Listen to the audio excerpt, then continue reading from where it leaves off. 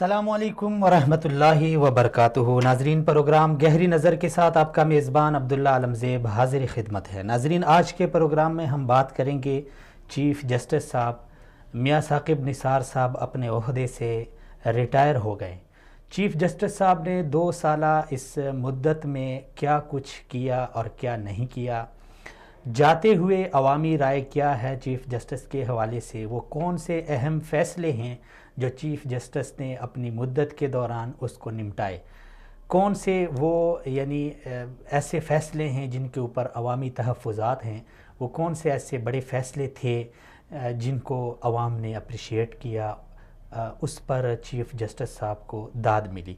दूसरे सेशन में हम बात करेंगे अपोजिशन जमातें एक बार फिर मुत्तहिद हो गई। वो जमातें जो कभी एक दूसरे को लाहौर, पेशावर, लाड़काना, सिंध, कराची, रावलपिंडी की सड़कों पे घसीटने की बातें कर रही थी, वो जमातें जिनकी लीडरशिप स्टेज पे खड़े होके एक दूसरे को नासूर तक कह चुकी हैं, वो जमातें जो एक दूसरे को मुल्क के लिए अज़ियत और मुल्क के लिए नासूर और नहूसत कह चुकी हैं, आज वही जमातें हुकूमत के ख़िलाफ़ मुत्तहिद हो रही हैं।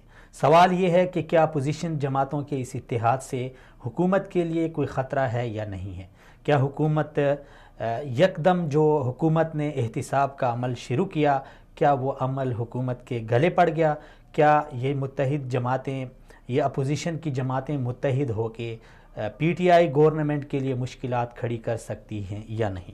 इसी तरह हम बात करेंगे अफ़गान तालिबान और अमेरिका के दरमियान मुज़ाकिरात के 2-3 राउंड तो चले, लेकिन उसका कोई हल नहीं निकला, कोई मुस्बत हल या फिर कोई पायदार हल जिसके ऊपर दोनों फ़रीक़ैन मुत्तहिद हों और मुज़ाकिरात इख्तिताम पज़ीर हों, ऐसा कोई हल अभी तक सामने नहीं आया। अभी फिर से बात चल रही है मुज़ाकिरात की अफ़गान तालिबान और अमेरिका के दरमियान, और उसमें ज़ाहिर बात है पहले भी पाकिस्तान का बहुत बड़ा किरदार रहा है, आइंदा भी पाकिस्तान का बहुत बड़ा किरदार है। और शायद इसी वजह से 1-2 रोज़ कबल ज़ल्मे खलीलज़ाद जो ट्रंप का नुमाइंदा ख़ुसूसी है, या फिर उसे आप कह सकते हैं कि अफ़गान उमूर के हवाले से जिसे मुकर्रर किया गया है, इस अहम इशू को निपटाने के लिए, मसले को हल करने के लिए जो दौड़ धूप लगा रहा है, कहीं कभी पाकिस्तान तो कभी अफ़गानिस्तान, कभी दीगर ममालिक, एक बार फिर उसने पाकिस्तान का दौरा किया है। इसी तरह हम आखिर में बात करेंगे यमन की खाना जंगी का ज़िम्मेदार कौन। पाकिस्तान ने, नई हुकूमत ने आते ही ये पेशकश की थी फ़रीक़ैन को कि हम सालिसी का किरदार अदा करेंगे और यमन में जो खाना जंगी है, जो वहाँ पे अमवात हो रही हैं, जो वहाँ पे कहत का एक समा है, उसके रोकथाम के लिए हम किरदार अदा करेंगे। क्या हुआ, क्या वो खाना जंगी रुक गई, क्या फ़रीक़ैन मुज़ाकिरात के लिए तैयार हो गए हैं या नहीं, मसले का क्या हल होगा, क्या होना चाहिए, इस पे भी हम बात करेंगे। आज के प्रोग्राम के हमारे मेहमानान गिरामी जो हमारा साथ देंगे, उनमें जस्टिस रिटायर वजीहुद्दीन साहब हमारा साथ देंगे। इसी तरह सीनियर सहाफ़ी जनाब मोहम्मद आमिर हाशिम खाकवानी साहब हमारा साथ देंगे। सीनियर सहाफ़ी जनाब नासिर महमूद मलिक साहब हमारा साथ देंगे। आप नाजरीन का, तमाम मेहमानान गिरामी का बहुत बहुत शुक्रिया। अभी यहाँ हम देखते हैं एक छोटी सी डॉक्यूमेंट्री, एक छोटी सी रिपोर्ट जो चीफ़ जस्टिस के जो मुद्दत है उसमें जो उनकी कारहाई नुमाया हैं, उस हवाले से 24 उर्दू ने स्पेशल तैयार की है। उसके बाद हम दोबारा आते हैं और अपने मेहमानान गिरामी के साथ बात आगे बढ़ाते हैं। चीफ जस्टिस मियाँ साकिब निसार के अहम और मुतनाज़ा फ़ैसले।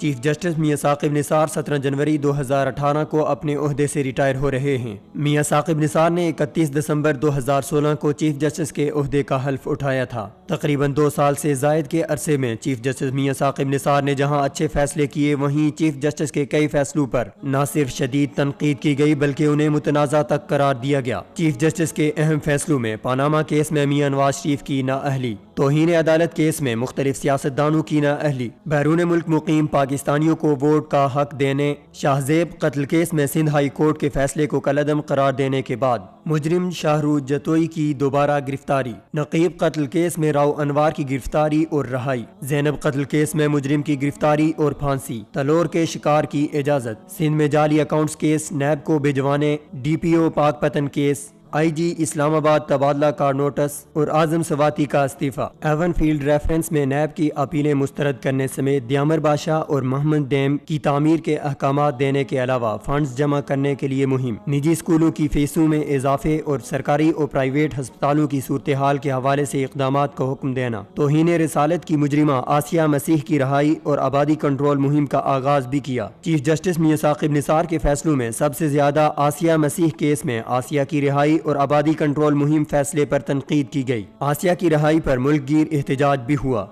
इसके अलावा पानामा केस में नवाज शरीफ की नाअहली पर भी मुस्लिम लीग नून की जानिब से शदीद तनकीद की गई। ताहम दियामर बादशाह और मोहम्मद डैम्स की तामीर के अहकाम देने के अलावा दीगर बाज फैसलों को सराहा भी गया, लेकिन इन पर बाज लोगों ने चीफ जस्टिस को तनकीद का निशाना बनाते हुए कहा कि चीफ जस्टिस अदालती सिस्टम को बेहतर बनाने की बजाय गैर मतलूबा सरगर्मियों में हिस्सा ले रहे हैं। मई 2018 की एक रिपोर्ट के मुताबिक सुप्रीम कोर्ट ऑफ पाकिस्तान में 38,589 केसेज, जबकि हाई कोर्ट्स में 2,947 केसेज इल्तवा का शिकार हैं। 2018 के पहले 4 माह में मातहत अदालतों में 1,59,000 नए केसेज रजिस्टर्ड हुए और 2 लाख से जायद केसेज ज़ेरे इल्तवा रहे। नाक़दीन का कहना है कि चीफ जस्टिस अदालती सिस्टम की बेहतरी और ज़ेरे इल्तवा मुकदमात निपटाने के लिए कोई गैर मामूली काम नहीं कर सके।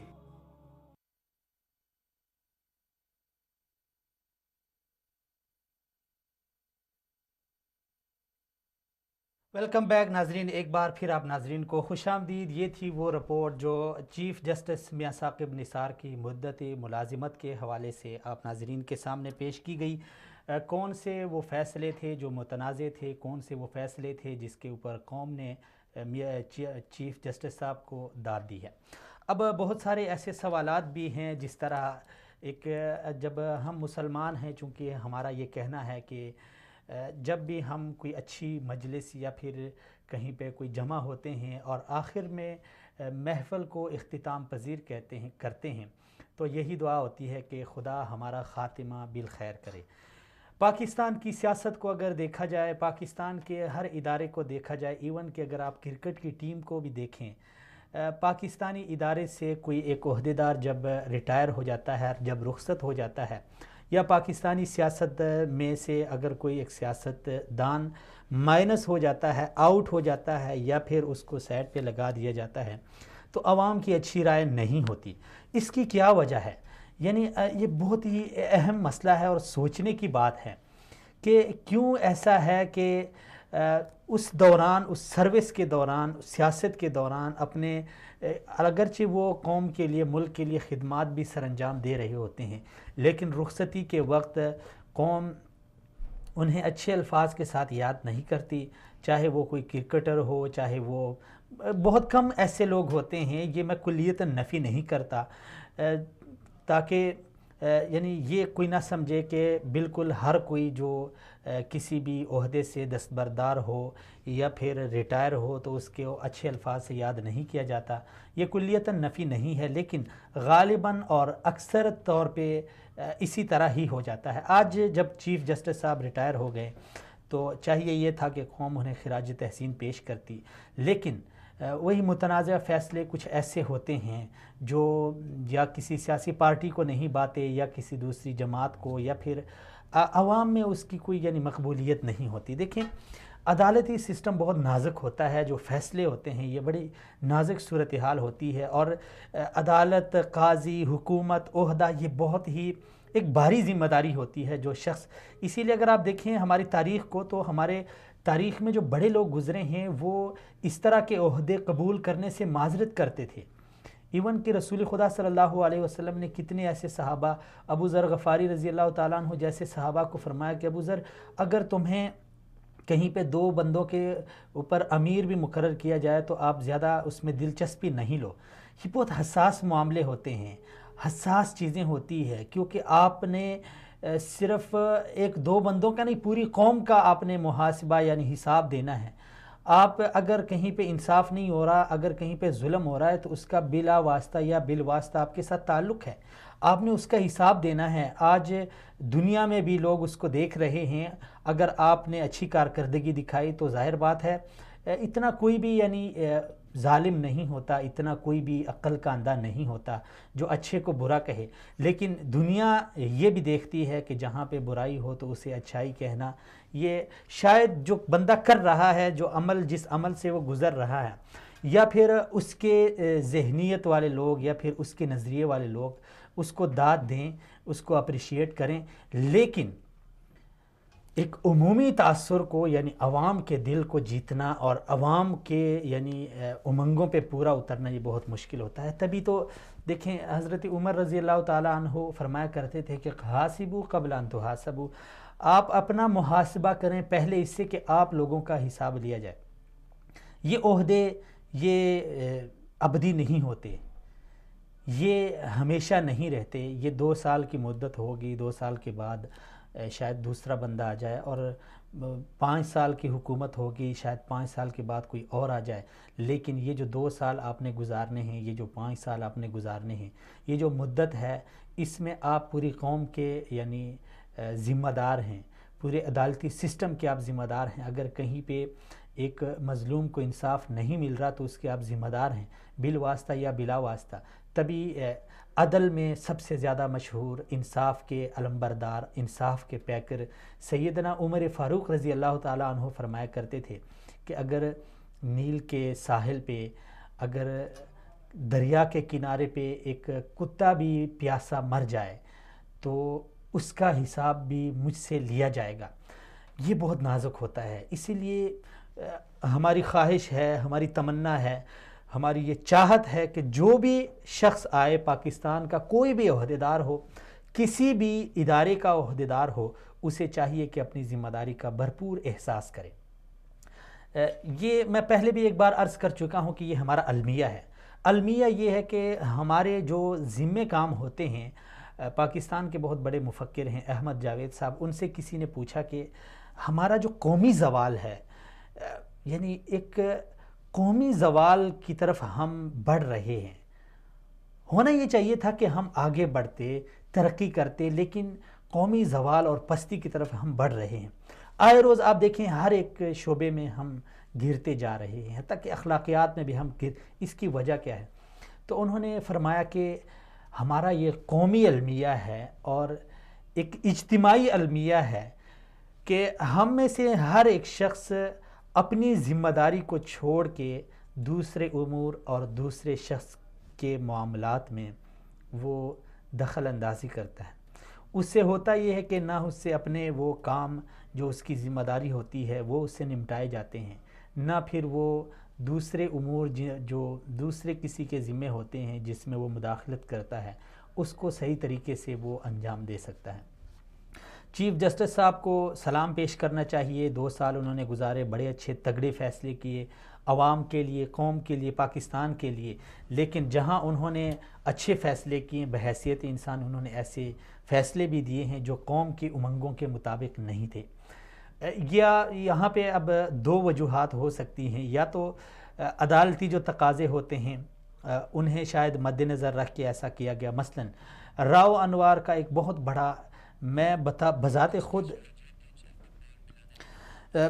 ख़ुद यानी ये कहूँगा कि बहुत सारे ऐसे फ़ैसले हैं जिनसे आगे बहुत सारे मसाइल बने हैं, मसाइल खड़े हुए हैं।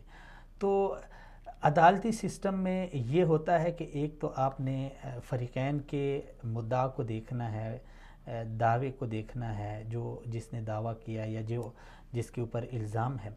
एक होता है ताज़िरी। अस्सलाम वालेकुम जस्टिस साहब।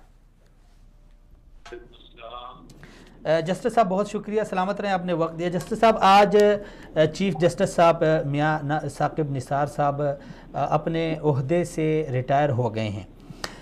सर अवामी राय कोई अच्छी नहीं है जस्टिस साहब के हवाले से।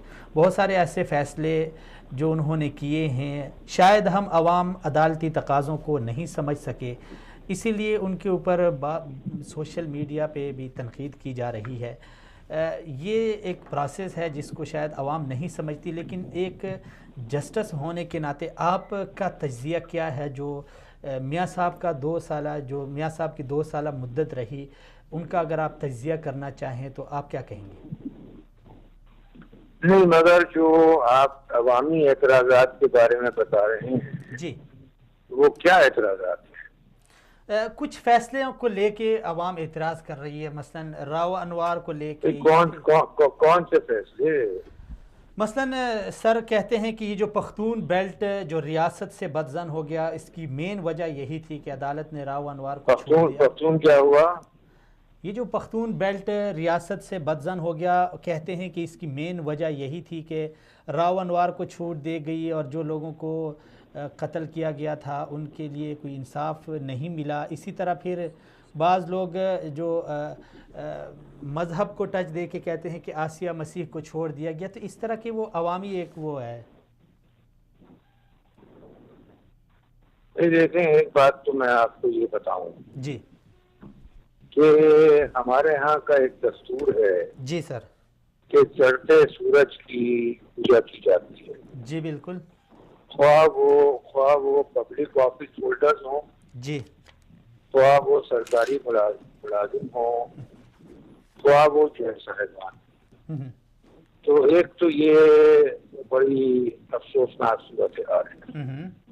अगर तो कोई शख्स सही काम नहीं कर रहा है, लोग मुतमईन नहीं हैं, उसूली बुनियादों के ऊपर इस पर इत्मीनान बख्श कार्रवाई नहीं हो रही है जी, तो अगर आपको हिम्मत है और अगर आप वाकईतन कोई बहादुर इंसान हैं तो आपको उसके दौरे इफ्तिदार में बात करनी चाहिए। बेहतर। ये क्या बात हुई कि आज दौरे इफ्तिदार खत्म हुआ और आपकी जिसको कहते हैं मोशगाफियां जो है वो शुरू हो गई। ये तो नामुनासिब सी बात है ना, और उसका कोई रीजन होना चाहिए। जी सर। पख्तून बेल्ट क्या चीज होती है मैं तो आज तक जानता ही नहीं हूँ कि पख्तून बेल्ट क्या चीज है। मैं इतना तो जरूर जानता हूँ कि केपी एक हमारा सूबा है। मैं इतना जरूर जानता हूँ कि ट्राइबल एरियाज जो हैं वो भी केपी के अंदर शामिल होने लगे हैं। जस्टिस साहब, लेकिन एक और बहुत बड़ी आबादी है बलूचिस्तान में जो पख्तून आबादी है। तो पख्तून बेल्ट क्या चीज है मैं तो भाई जानता ही नहीं हूँ सर, जो आप पख्तून बेल्ट की बात कर रहे हैं। सर माजरत के साथ आपकी बात काट रहा हूँ। आप फरमा रहे हैं कि दौरे इक़्तिदार में बात करनी चाहिए।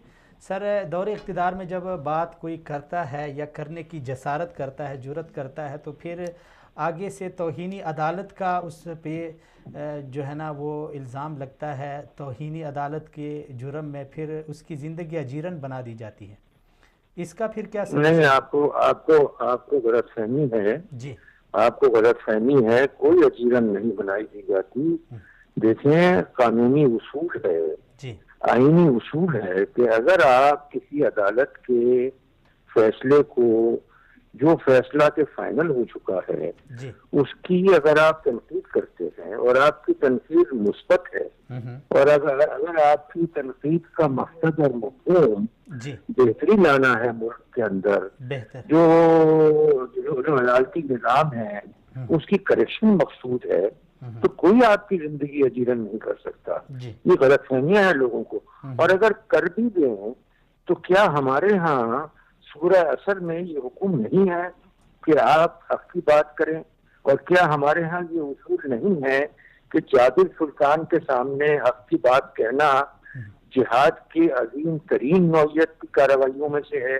तो अगर हम मुसलमान हैं तो हम किस तरह के मुसलमान हैं कि 6 महीने की सजा मिलती है तौहीनी अदालत में और हम दबक के बैठ जाते हैं और बात नहीं कर सकते?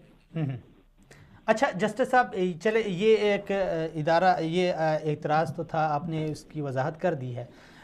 इसके बारे में आप क्या कहेंगे कि ये भी एक एतराज़ उठाया जा रहा है? ज़ाहिर बात है हमने वही बात करनी है जो आवाम कर रही है, फिर आपने ही उनकी वजाहत देनी है क्योंकि आप इस फील्ड में रह चुके हैं, आप बेहतर। मेरी कोई जिम्मेदारी नहीं है वजाहत देने की जी। मैंने कोई काम किया होता तो मैं वजाहत देता नहीं। हाँ, ये जरूर है कि अगर आप मुझसे सवाल करेंगे तो जो कुछ भी मेरी इस सोच इजाजत देती है मैं जवाब दूंगा उसका। चलें ठीक है सर, इस तरह कर लेते हैं। ये कहा जा रहा है कि हमारी अदालतों में लाखों केसेस पेंडिंग पड़े हुए हैं और हमारे चीफ जस्टिस साहब कभी डैम के लिए फंडिंग कर रहे हैं, कभी बच्चे दो ही अच्छे की मुहिम चला रहे हैं, तो इसका क्या कहेंगे? देखें, आप इस बात को समझ लीजिए जी कि ये जो हमारे मुल्क में जो निज़ाम कायम है ये बहेराशाही निज़ाम कायम है जी, जहाँ पर इंसाफ जो है वो उनकी तरजीहात में से कोई तरजीह है ही नहीं। अगर इनका बस चले, ये वजीरों का, सरकारों का, चौकियों का बस चले तो इंसाफ का निजाम ही मुल्क में खत्म कर दें। और जिस तरीके से कि इन्होंने थानों के ऊपर काबू हासिल कर रखा है उसी तरीके से अदालतों के ऊपर भी ये काबू हासिल कर लें, लेकिन ये नहीं कर पाते तो नतीजे के तौर के ऊपर इन्होंने तरीकाकार जो वजह किया है वो ये किया है कि अदालतें उनकी किसी प्रायोरिटी में है ही नहीं, किसी तरजीह में है ही नहीं, वहां पर कोई पैसा ही खर्च नहीं करते, जजों की अपॉइंटमेंट नहीं करते, अदालतों की बिल्डिंग नहीं बनाते। आप सऊदी अरबिया में हैं, मैं तकरीबन कई साल पहले वहां पर उम्रे के लिए गया था, तो हुजूर सल्लम की का जो रोजा अक़दस है उसके अक़ब के अंदर एक मैंने बहुत अच्छी इमारत बनी हुई देखी जी। मैंने पूछा ये कौन सी इमारत है, मुझे पता क्या मालूम हुआ कि जनाब ये यहाँ की अदालत है। तो जितने भी ममालिक हैं जहाँ पर के इंसाफ की कोई प्रायोरिटी है, इंसाफ की कोई तरजीह है, वहाँ पर अदालतों के लिए बेहतरीन बिल्डिंग मुहैया की जाती है, वहाँ अदालतों के लिए बेहतरीन मुंसिफ मुंतखब किए जाते हैं, वहाँ पर बेहतरीन पैरा जुडिशल स्टाफ अपॉइंट किया जाता है। सारी दुनिया में यही सूरत हाल है, लेकिन पाकिस्तान में क्योंकि वजीराशाही है, पाकिस्तान में क्योंकि हुकूमत जो है वो एलिटिस्ट की है, पैसे वालों की है, तो नतीजे के तौर के ऊपर यहाँ तो ये चाहते हैं कि इंसाफ का महकमा खत्म हो जाए जी। तो नतीजे के तौर के ऊपर जब अदालतों में जब आप अपॉइंट नहीं करेंगे, जब अदालतों को बिल्डिंगें नहीं देंगे, जब अदालतों को पैरा जुडिशल स्टाफ नहीं देंगे, तो वहाँ मुकदमात के फैसले कौन करेगा, कैसे फैसले होंगे? तो सर ये एक वजाहत भी ये भी कर दें, अभी नए चीफ जस्टिस साहब आ रहे हैं, जस्टिस खोसा साहब, हमारी उम्मीदें हैं, हमारी तमन्नाएं हैं, नेक ख्वाहिशात दुआएं उनके साथ हैं। यही तो मुश्किल है ना, यही तो मुश्किल है कि आने वाले के साथ उम्मीदें होती हैं, ख्वाहिशात होती हैं, नेक तमन्नाएं होती हैं, और जो जा रहा होता है उसके मुताबिक उसने कोई अच्छा काम किया हो तो वो भी नहीं माना जाता कि उसने कोई अच्छा काम किया। हालांकि उस बंदे ने जो यहाँ पर के डैम्स के बारे में और दूसरे जो काम किए हैं वो इससे पहले कभी हुआ ही नहीं, और उसने पता नहीं कहाँ भाग के 10 लाख रुपए अपनी जेब से लगाया उसने। जी सर, बिल्कुल मैं यानी मुत्तफिक हूँ, ये सरासर ज़्यादती है। मैं ये नहीं कह रहा कि कुल्लियतन नफ़ी होनी चाहिए, लेकिन जो लोगों के सोशल मीडिया पे आज यानी बिल्कुल अजीब एक तूफ़ानी बदतमीज़ी खड़ा किया गया था, तो उसकी वजाहत आपसे मांगी है। सर अभी जो नए आ रहे हैं खोसा, मैं आपसे सिर्फ ये अर्ज करना चाहता हूँ कि तूफान बदतमीजी अपनी जगह जी, लेकिन अगर कोई वैलिड ग्राउंड्स हैं किसी बात को आगे बढ़ाने के तो उसको आगे बढ़ाना चाहिए जी, और अगर नहीं है तो उसको वहीं रद्द कर देना चाहिए। ये तो एक पसमानदा कौम है, ये तो ऐसी कौम है जहाँ पर तालीम ही नहीं है, ये तो किस तरह की कौम है कि अपने पाँव पे खुद ही कुल्हाड़ी मार रहे हैं जी, और कुल मुस्लिम दुनिया का ये याद है, पाकिस्तान की ये बात नहीं है। सर नए चीफ जस्टिस साहब के लिए उनके सामने कौन से ऐसे बड़े चैलेंजेस हैं जो आप समझते हैं कि उन्होंने निपटाने हैं या उनको यानी उनको तरजीही बुनियादों पे निपटाना चाहिए? देखें, सबसे बड़ी बात जो है वो ये है कि जो काम के पिछले वाले चीफ जस्टिस ने किया जी, अगर वो कोई दुरुस्त सिमत में काम था और वो नामुकम्मल है तो इन्हें उस काम को मुकम्मल करना चाहिए। सबसे पहली चीज जो है वो बेहतर। दूसरी चीज जो है वो ये है कि इनको अदालतों में जो नफरियां हैं, जो अदालतों में मुख्तलिफ तकरीरियां हैं, उसमें इजाफा करना चाहिए। हाई कोर्ट में इजाफा होना चाहिए जजों का, डिस्ट्रिक्ट लेवल के अदालतों में इजाफा होना चाहिए जजों का, लेकिन वो एक दिन में नहीं हो सकता जी। उसका तरीकाकार जो है वो ये है कि डिस्ट्रिक्ट लेवल की अदालतें जो हैं, क्योंकि नई बिल्डिंगें ओवरनाइट तामीर नहीं हो सकती हैं, तो वो 2 शिफ्टों में उनसे काम कराया जाए, ताकि मुकदमात को बगैर नई बिल्डिंगें बनाए हुए सिर्फ नए जगहों की भर्ती करने के नतीजे के अंदर तकरीबन दुगनी नफरी मुहैया कर दी जाए और मामला के फैसले जल्दी हों। तो जिसको कहते हैं आउट ऑफ दी हेड सोचने की जरूरत होगी। और जो आप फरमा रहे हैं कि इंसाफ में देर हो रही है, उसका सद्देबाग करने की जरूरत होगी। लेकिन जो एग्जिस्टिंग रिसोर्सेज हैं वो बड़े थोड़े हैं, बिल्डिंगें नहीं हैं, बिल्डिंगें ओवरनाइट नहीं बन सकती हैं, लेकिन 2 शिफ्टें तो अदालतों की हो सकती हैं। वहां तो सिर्फ मजीद जजों की तकरूरी करनी होगी, मजीद पैरा जुडिशल स्टाफ की तकरूरी करनी होगी, और ओवरनाइट जो है वो एक अदालत की बजाय 2 अदालत में काम करनी शुरू हो जाए। तो इस नौयत की इनको सोच करनी चाहिए और मामला को बेहतर करने की कोशिश करनी चाहिए। चले जी जस्टिस साहब, बहुत शुक्रिया, थैंक यू, सलामत रहें, आपने वक्त दिया। जी नाजरीन, जस्टिस साहब ने अच्छी बात की है और ये इस तरह होना चाहिए कि कुल्लियतन किसी की नफ़ी भी नहीं होनी चाहिए। लेकिन मैंने इतनी बड़ी लंबी तमहीद बांध के ये कहा कि हम मुसलमान हैं, चूँकि हम हर जगह पे चाहते हैं कि हमारा ख़ातिमा बिलखैर हो, लेकिन अलमिया ये भी है कि हम जब किसी ओहदे से दस्तबरदार होते हैं या रिटायर होते हैं तो फिर हमारा ख़ात्मा बिलखैर अक्सर नहीं होता। हम जब जाते हैं तो हम गालियों से खूब भगो के ख़ुद को यानी जाते हैं। हम जब जाते हैं तो कोई अच्छे अल्फाज हमारे बारे में अदा नहीं होते, और ये एक सोचने वाली बात है, समझने वाली बात है। देखिए, सिर्फ़ ये दुनिया के ओहदे नहीं हैं, कल हमने इस दुनिया से भी जाना है, और यही सोच होनी चाहिए, यही कोशिश होनी चाहिए कि हम जब भी किसी ओहदे से रिटायर हो जाएं या दस्तबरदार हो जाएं या इस दुनिया से चले जाएं तो लोग कम से कम हमारे बारे में कोई अच्छी बात कह रहे हों। ये इसी कहते हैं ख़ातिमा बिलखैर। अब हर बंदे पे डिपेंड करता है कि वो किस तरह अपने ख़ातिमा बिलखैर के लिए कोई उस वक़्त फ़िलफ़ौर कोई ऐसा यानी टोटका नहीं है कि आप उसी वक्त उसको बेहतर करें। उसके लिए ज़रूरी है कि आप अपनी साबका ज़िंदगी में, अपनी मुद्दत में, अपने जो सर्विस है उस दौरान आप ऐसे काम करें कि जाते हुए लोग आपको अच्छे अल्फाज से याद करें। नासिर साहब, अस्सलाम वालेकुम। अब्दुल्ला भाई कैसे हैं, खैरियत से हैं? अल्हम्दुलिल्लाह। मलिक साहब आप सुनाए, कैसे हैं, खैरियत से हैं? मलिक साहब, जस्टिस साहब आज अलविदा हो रहे हैं हमसे, जो कि एक दबंग किस्म के चीफ़ जस्टिस थे। पाकिस्तान की जो अदालती तारीख़ है या पाकिस्तान की जो सियासी तारीख़ है, या जो आप ये भी कह लें कि पाकिस्तान की जो फलाही तारीख़ है, उसमें चीफ़ जस्टिस साहब बड़े दबंग किस्म के आदमी थे। अभी जा रहे हैं, क्या कहते हैं उनके जो मुलाजिमत थी या दौरान था या जो मुद्दत थी, उसमें जो उनके फ़ैसले आए, बहुत सारे अच्छे फ़ैसले भी थे, बहुत सारे मुतनाज़ फ़ैसले भी थे। आप अगर अपना तज्ज़िया पेश करें मुख्तसर सा, तो फिर हम आगे बात बढ़ाते हैं। अब्दुल्ला भाई बहुत शुक्रिया। पहले तो आपने मुझे इस तारीखी लम्हे पे ये मौका दिया कि मैं अपनी ख्यालात का इज़हार कर पाऊँ। मैं पूछना चाहता हूँ कि आमिर भाई और जस्टिस वजी साहब ऑनलाइन हैं या नहीं है? जस्टिस वजी साहब चले गए हैं, आमिर भाई अभी उनको लिया नहीं है, और जस्टिस साहब वो रुखसत हो चुके हैं। अच्छा, जस्टिस साहब रुखसत हो गए, चलें कोई बात नहीं।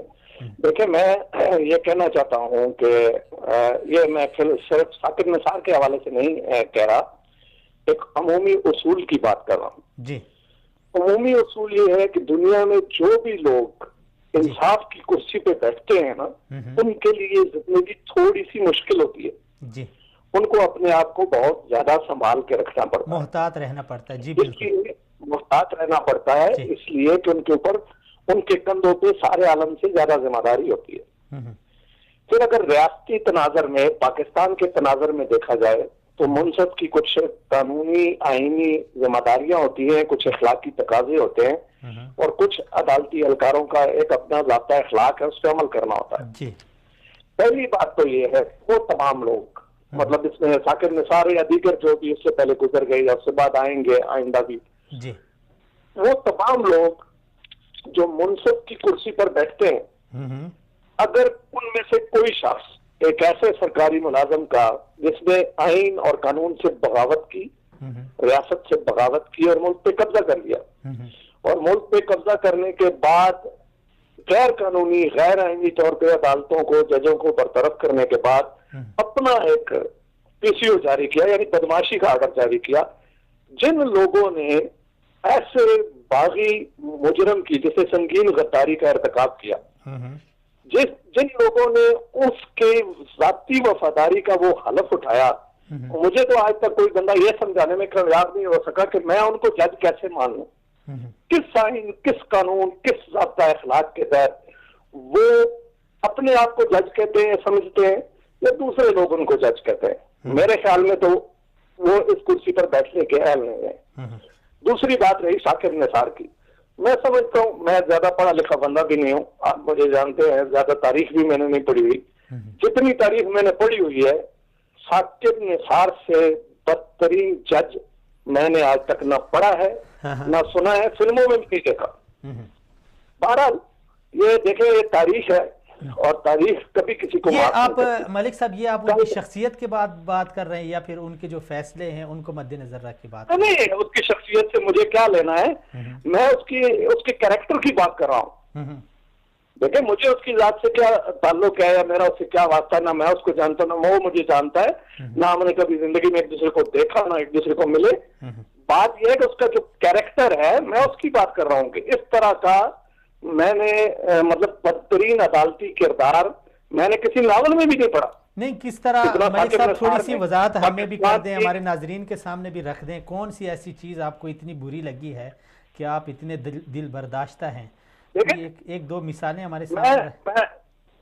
मैं एक दो क्या, मैं 100 मिसालें दे सकता हूँ, लेकिन मैं आपको पहले बता चुका हूँ कि पहले तो ये एक ऐसा शख्स है जिसने एक बगावत के मुर्तकिब, संगीन गद्दारी के मुर्तकिब शख्स की जाती वफादारी का हलफ उठाया।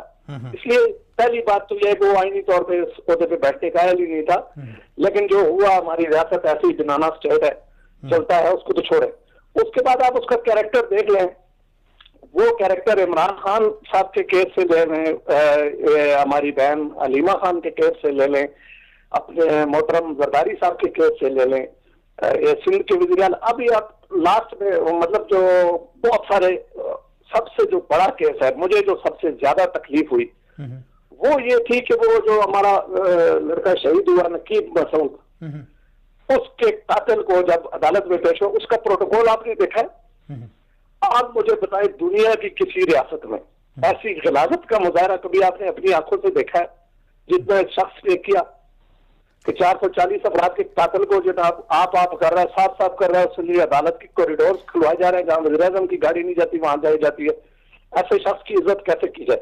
दूसरी, अभी लास्ट पे देख लें, अभी पंजाब के वज़ीर-ए-आला और सिंध के वज़ीर-ए-आला का आखिरी इन 2-3 दिनों में इसका जिक्र सुन लें कि उस्मान बुज़दार जो भी है, जैसा भी है, वज़ीर-ए-आला है पंजाब का, अवाम का नुमाइंदा है, उसके बारे में इसकी जुबान देख लें। और मुराद अली शाह, मुझे बहुत अजीज है मुराद अली शाह, मैं ऑन एयर कह रहा हूं कि मुझे मुराद अली शाह उस्मान बुज़दार की निस्बत बहुत ज्यादा अजीज है, लेकिन वज़ीर-ए-आला उस्मान बुज़दार भी है और वज़ीर-ए-आला मुराद अली शाह भी है, इसके लहजे में आप फर्क देखें।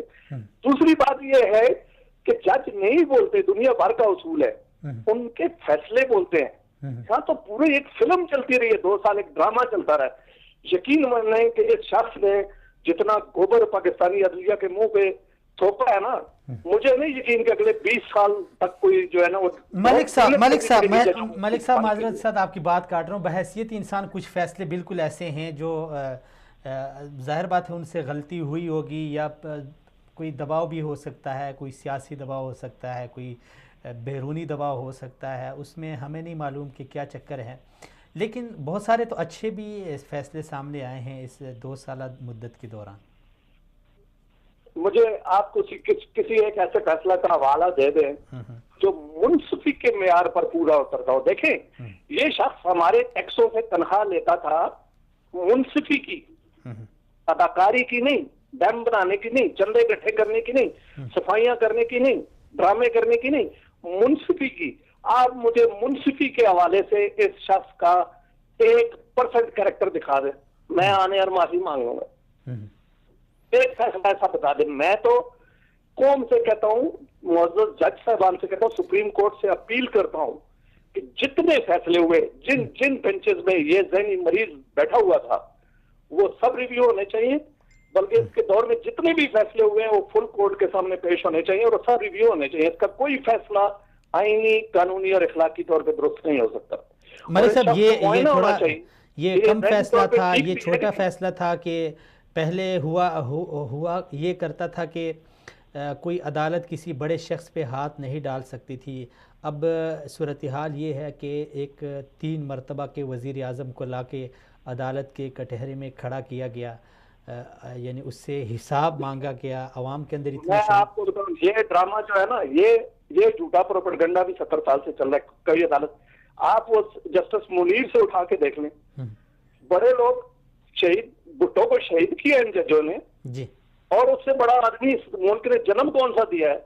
आप कहते हैं बड़े लोग भी अदालत आर्जी डालती थी। एक बेगुनाह बंदे को, वजीर आजम को, पूरी कौम के लीडर को और पूरे एशिया में एक मतलब जो नुमाया लीडर था, उसको फांसी पे लटका दिया। कौन सा सियासी जो है ना वो बड़े लोगों पे, हाँ बंदूक वाले बड़े लोगों पे ना अदालतें हाथ डाल सकती थी ना। साकिब निसार के दौर में तो खैर ये मजीद नीचे गिरे और आइंदा भी नहीं डालेंगी। मैं आपको इनका कैरेक्टर बता रहा हूँ। पूरी जो एक हमारी मतलब वकला बरादरी है ना, यहाँ से जज साहबान हमारे आते हैं, मैं इनका कैरेक्टर बता रहा हूँ। ये अगले 100 साल भी इतने जुर्रतमंद नहीं हो सकते कि ये असल मुजरम पे हाथ डालें। देखिए, मुशर्रफ का एक वो जो 2 अकाउंट सीज थे, इसी मुअज़्ज़ज़ सुप्रीम कोर्ट ने सीज किए थे, उससे वो पैसे निकलवा रहा है। अभी किसी जज में अगर हिम्मत है तो कहे ना कि वो डॉन है और गॉडफादर है और माफिया डॉन है और सिसिलियन माफिया कहे। मैं मलिक साहब, ये जो जिस रुख पे आप बात को ले जा रहे हैं, ये अलमिया तो बहुत अरसे से चल रहा है, 70 साल से चल रहा है। तो फिर आप मियाँ साकिब निसार को इस तरह क्यों यानी आड़े हाथों ले रहे हैं? इसमें तो फिर हम ये भी कह सकते हैं पहले जितने गुजरे हैं वो भी सारे इसी तरह के थे। नहीं, देखें, अक्सरियत इस मुल्क में जस्टिस कार्नेलिस जैसे लोग भी पैदा हुए, लेकिन अक्सरियत ऐसी थी। या तो वो मतलब अगर सजाद अली शाह आ गया तो बीबी के साथ चला गया, नसीम हसन शाह आ गया तो नवाज शरीफ के साथ चला गया, साकिब निसार आ गया तो ये अपने आकाओं की तरफ चला गया। ये गलत चीज है। देखिए, हम हमारे मजहब में और दुनिया में मुनसब को सर पे बिठाया जाता है। मैं चाहता हूँ मेरे मुल्क में ऐसे जज हो जिनका नाम लेते हुए मुझे वुजू करना पड़े। मैं चाहता हूँ कि मेरे जहन में उनका ख्याल आए तो मैं अपने हाथ चूम के आंखों को लगाऊं। ऐसे जज होने चाहिए। आप मुझे बताएं ऐसा कौन सा जज है? मतलब मेरा एक तस्वर है, मैं पाकिस्तान से प्यार करता हूँ, मेरे अपने मुल्क के बारे में मेरा एक तस्वर है कि मेरे मुल्क को कैसा होना चाहिए, सारी दुनिया से अच्छा होना चाहिए। तो वो अच्छा कैसे होगा? जहाँ जज बिकते हो, जहाँ अदालतें बिकती हो, जहाँ थाने बिकते हो, जहाँ इंसाफ बिकता हो, वहां फिर कैसे होगा? एक ही शोबा है जो ठीक कर सकता है और वो जज है। इंसाफ करके बिल्कुल इंसाफ पे तोले। अभी जो लोग बैठे हुए हैं, देखे वो तो चला गया, तारीख के कचरादान में गुम हो गया। आज जो लोग बैठे हुए हैं उनसे लेकर जो मतलब सुप्रीम कोर्ट में बैठे हैं और वो जो लास्ट सेशन जज या डिस्ट्रिक्ट मजिस्ट्रेट होता है उस तक, आज से ये लोग अगर इस कौम पे रहम कर ले, अपने मुस्तकबिल पे, अपने आखिरत पे रहम कर ले, अल्लाह से याद कर ले कि कुछ भी हो जाए, सार उतरता है तो उतर जाए, हम इंसाफ करेंगे। और इंसाफ वो होता है जो नजर भी आता है। और तो इंसाफ करेंगे, अल्लाह करेंगे ये मुल्क 5 साल में जन्नत बन जाएगा। लेकिन इंसाफ करने की जरूरत पैदा करें, गैरत हिम्मत पैदा करें। जिस अगर किसी का दबाव है, किसी सियासतदान का, किसी पार्लियामेंट का, किसी दीगर इदारे का, तो अदलिया भी एक इदारा है, उसके सामने खड़े हो जाएंगे, भाई नहीं हम भी एक इदारा है, हम किसी की नहीं सुनेंगे, अल्लाह ऊपर है, नीचे हम है, फैसला इंसाफ पे करेंगे, कानून पे करेंगे। इस तरह की कहानियां ना डालेंगे, जो मैं कहूंगा वो कानून होगा। आज किधर है वो जो मैं कहूंगा? आज आप देखें, मैं सुबह से मुख्तलिफ चैनल्स पे सुन रहा हूँ, बात कर रहा हूँ, मैं हैरान हूँ। मैंने दुनिया में कभी नहीं देखा कि किसी शख्स पे इतनी लानतें भेजी गई हैं जितनी इस शख्स पे भेजी गई हैं। तो ये किसकी तौहीन है? ये मेरी तौहीन है, ये मेरे मुल्क की तौहीन है, ये पूरे पाकिस्तानी कौम की तौहीन है कि एक ऐसा शख्स एक ऐसी कुर्सी पे। चले मलिक साहब जो चले आपकी राय का यानी एहतराम किया जाता है, लेकिन ये कुल्लियतन ये भी ठीक नहीं है कि हम कुल्लियतन हर एक चीज़ की नफ़ी कर दें। जहाँ पे अच्छाई है उसको तस्लीम भी कर लेना चाहिए। आगे बढ़ते हैं। अभी नए चीफ़ जस्टिस साहब जुमे के रोज़ हल्फ उठाएंगे, उनके सामने यानी कौन से ऐसे बड़े चैलेंजेस हैं, कौन से ऐसे बड़े मसाइल हैं जो आप समझते हैं कि खोसा साहब को तरजीही बुनियादों पे उन्हें लेना चाहिए और उन्हें हल करना चाहिए?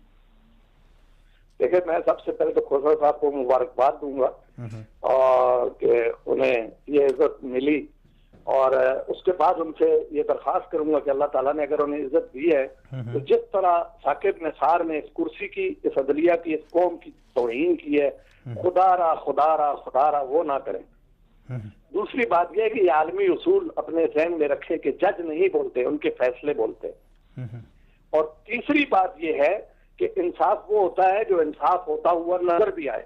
साकिब निसार के, मैं जस्टिस साहब से खुसूसन दस्त बदस्ता ये रिक्वेस्ट करूंगा कि साकिब निसार के दौर के तमाम फैसले फुल कोर्ट सुने, 17 के 17 जजेस सुने और फिर उनके बारे में दोबारा फैसला हो। उसके दौर के कोई भी फैसला कोई बाज़मीर शहरी मान नहीं सकते, ये सारे फैसले थे।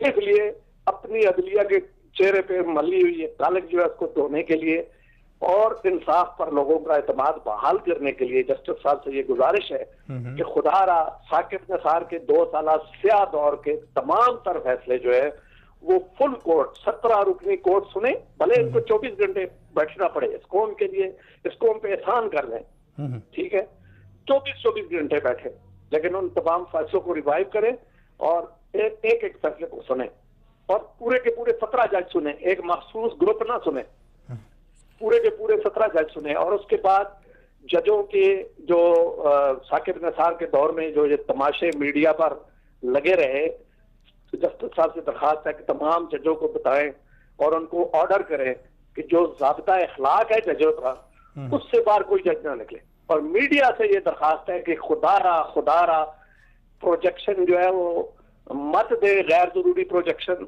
और गैर जरूरी कवरेज मत दे अदलिया को। तो तीसरी बात ये है, जी बात पूरी कर लें। जस्टिस साहब से एक और गुजारिश करनी है, वो ये है कि देखिए ये बेंच बनाने का जो आपका इख्तियार है ना, इसको खुदारा इस कौम पर एहसान करते हुए खत्म कर दे। ये बेंच बनाने का आज खुद कोई एक कंप्यूटराइज सिस्टम बना दे, एक सॉफ्टवेयर बना दे, ये किसी की लक है कि कौन सा बेंच आ गया, तो ऐसा बेंच जो है ना वो बनाए। तो मलिक साहब उन्होंने तो आने से पहले ये ऐलान कर दिया है कि मैं जो मियां साकिब निसार के नक्श कदम पे चलूंगा और जो काम उन्होंने अधूरे छोड़े हैं उन्हें पाए तकमील तक पहुंचाऊंगा।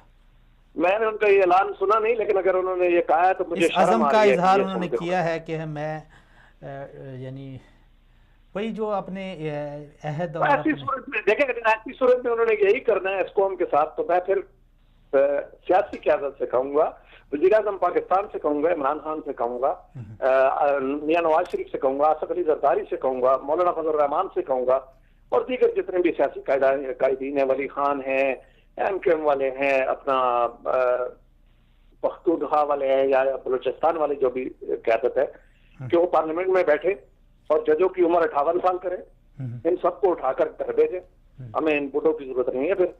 और उसके अलावा जो है आइन में इस तरह की तरमीम करे कि इस तरह का जो है ना इंसाफ के साथ बलात्कार जो है अगर जारी रहना है तो ये रियासत का बुनियादी खोखली कर देगा।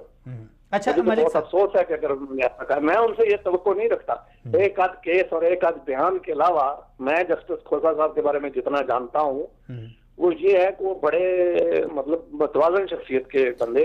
अब अल्लाह जाने ये बयान उन्होंने किस कॉन्टेक्स्ट में दिया है। एक तो ये होता है ना कि चले जी एक बंदा अलविदा हो रहा है तो वो इखलाकी तौर पे वो एक अलग कहानी होती है, वो करनी पड़ती है, प्रोटोकॉल कैसा है वो एक अलग बात है, मैं उस पर नहीं कहता। लेकिन मैं ये तवक्को करता हूँ कि जस्टिस साहब जो है वो इंसाफ को इंसाफ होता हुआ दिखाएंगे। चले मलिक साहब बहुत शुक्रिया।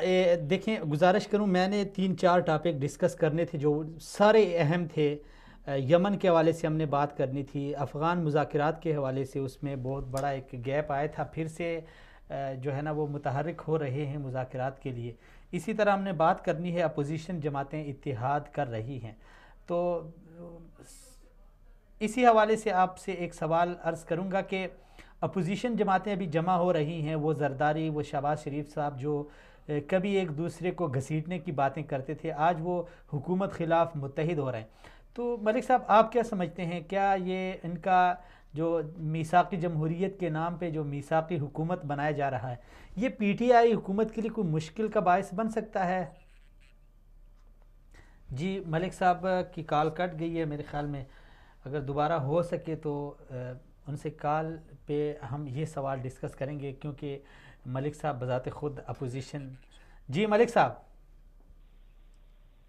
जी, मैं अब्दुल्ला भाई यमन के हवाले से एक जुमला कहना चाहता हूँ जी। जिस दिन ईरानी दहशतगर्द यमन से खत्म हो गए, खत्म कर दिए, ईरान ने अपनी दहशतगर्दी खत्म कर ली और अपने दहशतगर्द निकाल लिए, यमन में उसी दिन अमन हो जाएगा।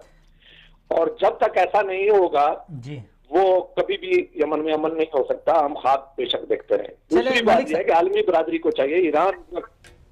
मलिक साहब, बात तो बहुत सारे टॉपिक पे करनी थी, लेकिन एक जो अहम चीज़ है वो आजकल ये है कि जो शहबाज शरीफ साहब, जरदारी साहब या फिर पीपल्स पार्टी, मुस्लिम लीग नून या दीगर जो अपोजिशन की जमातें हैं, वो माजी करीब में एक दूसरे को घसीटने की बातें कर रही थी, आज वो हुकूमत मुखालिफ मुत्तहिद हो रही हैं। आप क्या समझते हैं कि इन अपोजिशन जमातों का जो मीसाक़ी जमहूरियत के नाम से एक मीसाक़ी हुकूमत ये बनाने जा रहे हैं, ये पीटीआई हुकूमत के लिए कोई मुश्किलात का बायस बन सकता है या इत्तेहाद, या फिर बअल्फाज़ दीगर हम ये कह सकते हैं या कहने में हक़ बजानिब हैं कि पीटीआई की हुकूमत ख़तरे में है या उसके लिए ख़तरे की घंटी बज चुकी है?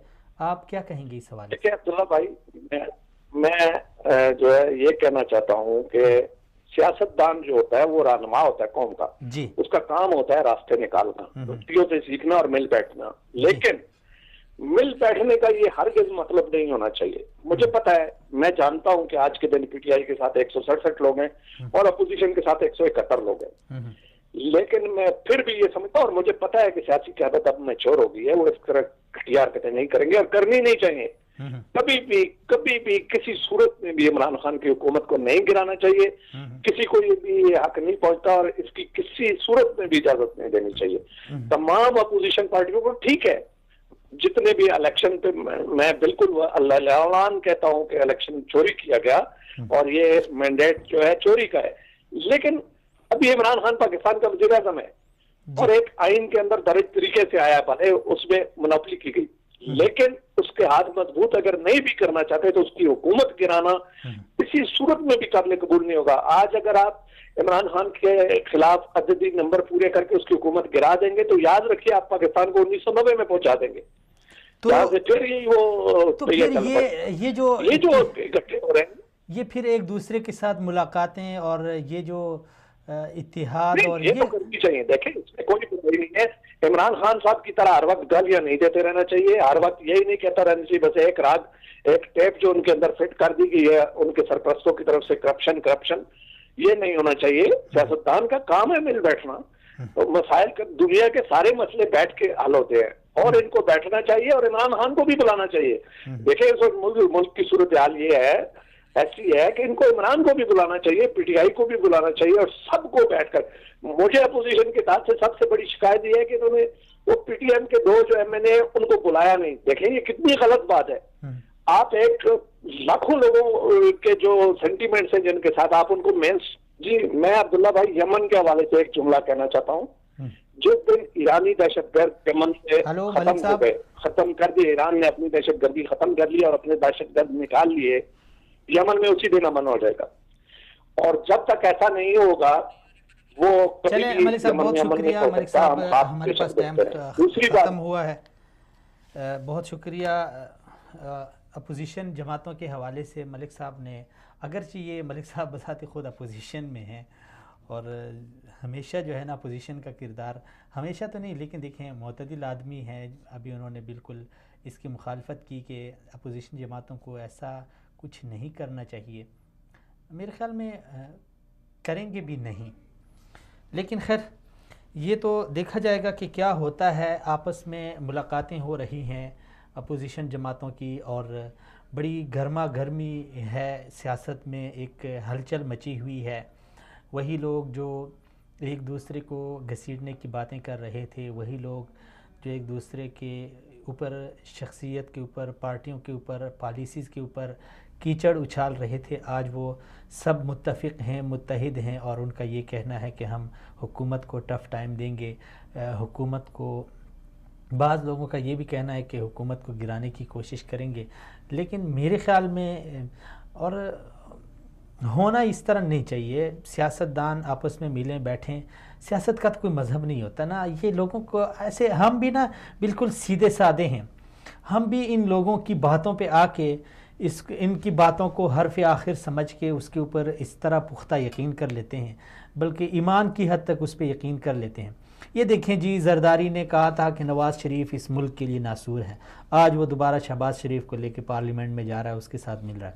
ये देखें जी, शहबाज शरीफ ने कहा था कि मैं इनको पेशावर, लाड़काना और कराची की सड़कों पे घसीट लूँगा, आज फिर वही लोग एक दूसरे के साथ मुत्तहिद और मुत्तफ़िक़ हैं। देखें, एक बात याद रखें, सियासत का कोई दीन मज़हब नहीं होता, सियासत में कोई यानी यारी दोस्ती नहीं होती, दुश्मनी वगैरह कुछ भी नहीं होता। सियासत एक मफादात की जंग होती है, जहाँ से आपको मफाद मिलेगा, जहाँ आपके मफाद के साथ मफाद अगले का टकराएगा, आप वहाँ पे खुल के मुखालफत करेंगे, आप खुल के वहाँ पे कीचड़ भी उछालेंगे, आप खुल के वहाँ पे उनके यानी जो आपके मुंह में आए आप बोलते रहेंगे।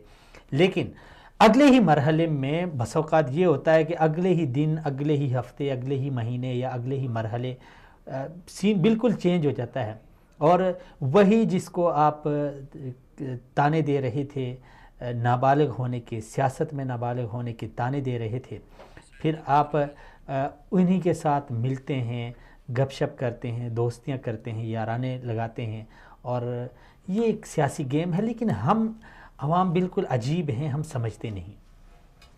इसमें नाजरीन जो बहुत कुछ सामने आ गया, यानी सियासतदानों की ये मिली भगत, जो इनका गठजोड़ है, इसमें हमारे लिए जो बहुत सारे असबाब हैं, उसमें एक अहम पहलू और जो मैं आप नाजरीन के साथ शेयर करूंगा और इसको अपने पल्ले बांध लें, वो ये है कि देखें, हम मुआशरे में, हम मिडिल क्लास या फिर लोअर क्लास के जो लोग हैं या जो हम तबके हैं, क्योंकि पाकिस्तान में तो एक तबक़ाती सिस्टम है ना, अदालत में तबक़ाती सिस्टम, एजुकेशन में तबक़ाती सिस्टम, हेल्थ में तबक़ाती सिस्टम, हम तो वही पुराने हिंदुओं वाले उसमें चले गए हैं ना। हमारा तो सिस्टम ही बिल्कुल अजीब हो गया।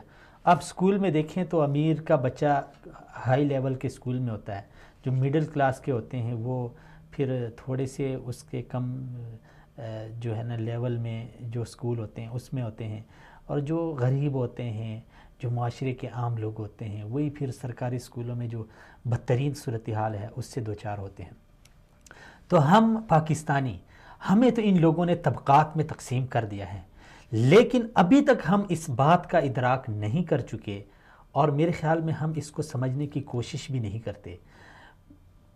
मेरे साथ अगर एक बंदा बैठे, वो मुस्लिम लीग नून का हो, एक पीपल्स पार्टी का हो, तो एक दूसरे के को गिरबान तक पकड़ेंगे, एक दूसरे को गालियां तक देंगे, एक दूसरे की शख्सियात पे कीचड़ उछालेंगे। लेकिन वो इतना नहीं समझते कि यार जिसके लिए मैं ये सब कुछ कर रहा हूँ, क्या वो अपनी बात पे, अपने नज़रिए पे, अपने कहे पे, अपने कौल पे, अपने फ़ेल पे साबित कदम रहेगा या नहीं।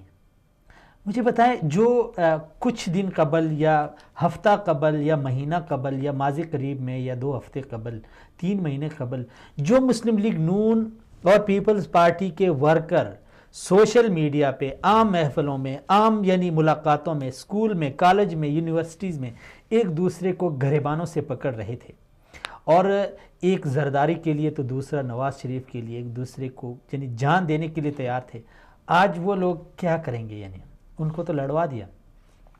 ये चीज़ें हमें समझनी चाहिए कि ये सिर्फ हमें मुतफर्रिक, इंतशार फैलाने और हमारे आपस में दूरियां पैदा करने के लिए एक सामान बना हुआ है।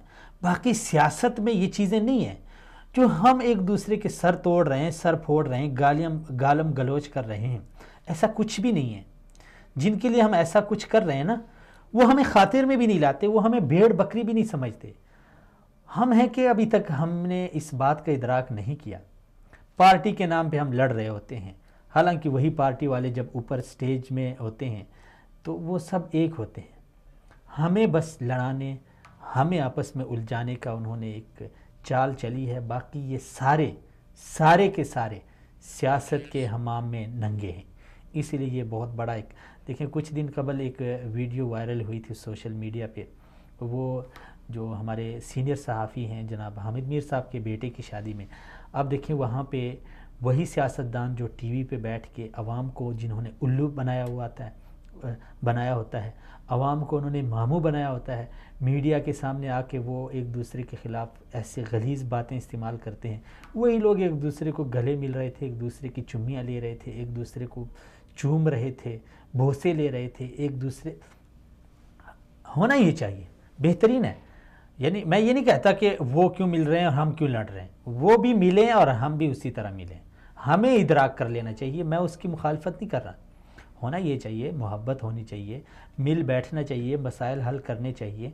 लड़ने झगड़ने से कोई फ़ायदा नहीं होता, मसाइल हल नहीं होते, लेकिन कम से कम हमें भी आपस में न लड़वाएं, हमें भी एक दूसरे के ख़िलाफ़ खड़ा ना करें।